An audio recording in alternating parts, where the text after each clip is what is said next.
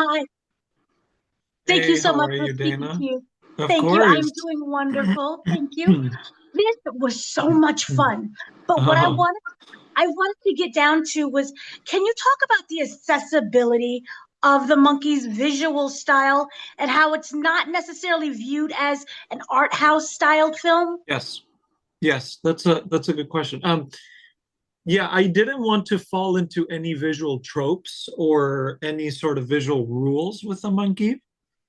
I wanted the film to, as you well said, to be accessible and to sort of be a thing of its own. That was really the goal. And what I mean by that is that I tried to just choose the colors and the contrasts and the style based on what the story and the scene needed versus trying to emulate uh, another style or try to impose a style from, as you said, like an art house film or anything like that. That was never the intention. The intention was always to support the story. Honestly, if I was going to say it simply, it's just to support the story.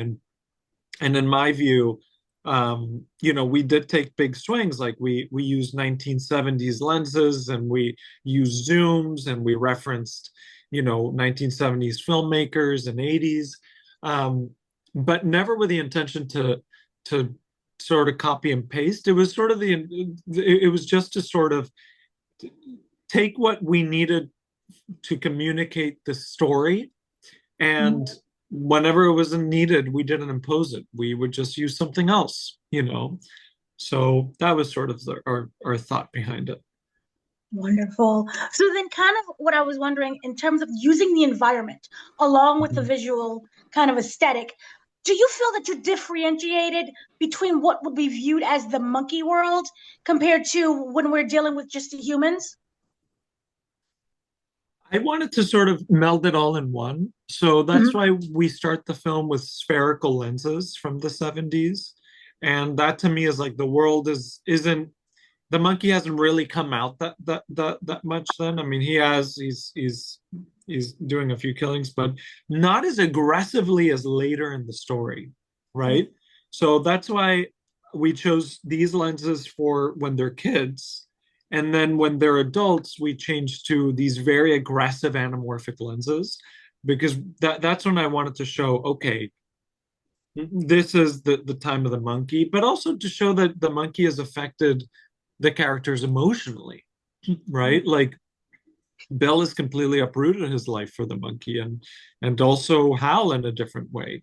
So I wanted to show that their worlds have been affected by the monkey very, very much. And then at the end of the film, we stay anamorphic, but now we do modern anamorphic, and which is a completely different look. Again, to sort of show that there has been yet another change in how the monkey's world, but also how the monkey has affected the characters. What was that your question? Yes, yes, it Okay. was. Okay, So then cool. kind of to piggyback off of that, dealing with the twins, can you talk about building their world? Because it's much different. We have, for example, the layer with all of the TV screens, and Yeah. then we have even the isolation with the other brother, but to me it's viewed a bit more brighter. Yeah, it is. It is, and it's warmer. Like the world of Bill and the layer and everything, it's like 80% blue green and then 20% or less warm, because the warm to me always represented sort of a gentleness, and I wanted to show that Bill still was gentle in a way. Like he was overwhelmed by this trauma, but he still had a gentle side, which we later see. um, and Hal, on the other hand, he's too gentle. Like he's Right. sort of lost all his agency, and he's just like given up, and he's way too gentle. That's why most of the colors in his world are these warm tones. And I really like this scene when they're both talking on the phone, and you cut back and forth, and one image is warm, and then the other one is cool, and I really wanted that. Like I wanted when they're talking on the phone to feel like they're completely different worlds. But also emotionally, they're coming from different worlds emotionally. They're dealing with their trauma in a different way. And that was the whole point of choosing the colors the way that I did.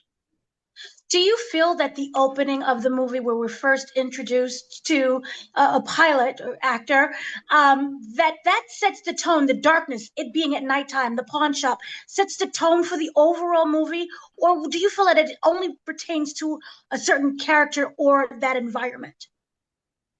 Yeah, that one, I think it does set the tone to a certain Okay. extent, but it's kind of that scene is of its own sort of section because it's the dad, and we don't really get the POV of the dad, so it's Mhm. almost more like a either the impression of the kids, the memory of the kids and the dad, or maybe it is the dad's thing, but it's a sort of separate thing.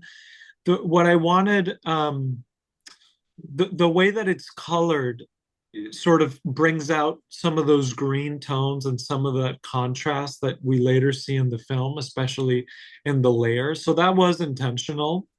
But no, I think that I wanted the film to not have any rules per se. I wanted it to evolve with the characters, visually evolve with the characters. And there's some scenes that are dark and there's some scenes that are bright. And the main thing that dictated whether it be bright or dark was honestly the page, you know? Like I wanted the page to really be the dictating thing about how the imagery was going to go. By any chance, did comedy play into what a scene would look like? Because we're laughing when we're not supposed. Well, it felt like we're laughing. It's like this is a very uncomfortable moment. So we're dealing with a lot of emotion. Yes, well, I think for the comedy to come through, the image can't be too dark, Mhm. right? Because if it's way too dark and way too serious, then you don't allow people the agency to not take it seriously.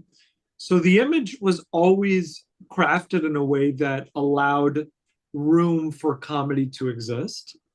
Okay. And that was done very intentionally. But at the same time, I never lit it like a comedy. I've done another comedy before called Fool's Paradise, which is Mhm. Charlie Day's directorial debut. And that movie, I'm really proud of how it looks because it doesn't look like a comedy either. It's Right. done in a very sort of it's yeah, it's done in a contrasty, colorful way because I don't think there's a way to like comedy, and I also don't think there's a way to like horror. I think the cinematographer should always craft images in a way that supports the story and gives room to the emotions that should be there. And that means sometimes being a little brighter and a little bit darker, but always with the intention of making sure that the audience feels what they should be feeling in the film. Yeah. Okay. Completely. I understand. Thank you so much for speaking to me. No, of Superb movie, course. and it Oh, looks thank you. beautiful. So Thank you. my favorite of the year. Thank you so Oh, much. thank you. Thank you so much for saying that. Really means a lot. And thank you for the interview. Thank you. Thank you so much, Dana. It was a Thanks, Thank pleasure you. Dana. seeing you as always, and thank you for all your support. Thank you too. Good to Have a meet good you, one. Dana. You too. Oh.